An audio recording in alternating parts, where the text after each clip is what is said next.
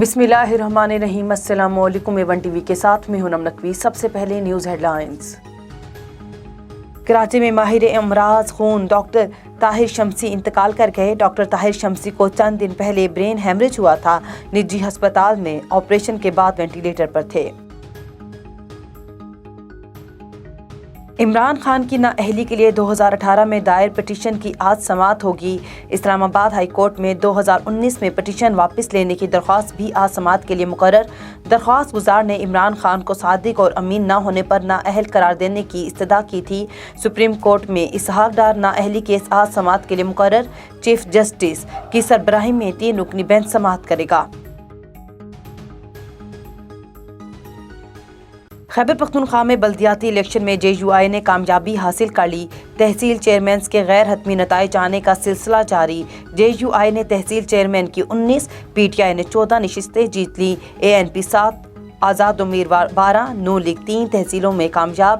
جماعت اسلامی اور Peoples party کا ایک تحصیل چیئرمین منتخب۔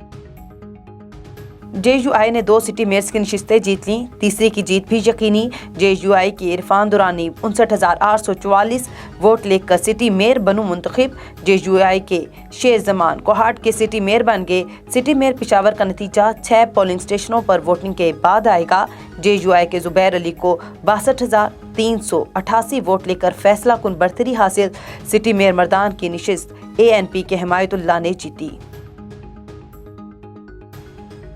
کراچی کے علاقے ضلع ملیر میں ڈکیتی کے دوران شہری کو زخمی کرنے کا واقعہ۔ لطیف ٹاؤن پولیس نے خفیہ اطلاع پر مطلوب ملزم کو گرفتار کر لیا۔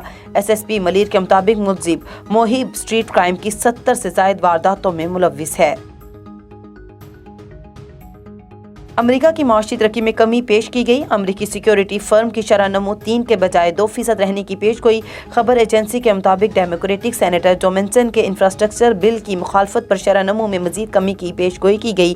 100 ارکان پر مشتمل سینٹ میں جو منسن کا ووٹ فیصلہ کن اہمیت اختیار کر گیا۔ ایوان میں ڈیموکریٹک اور دی ریپبلک ارکان کی تعداد برابر ہے۔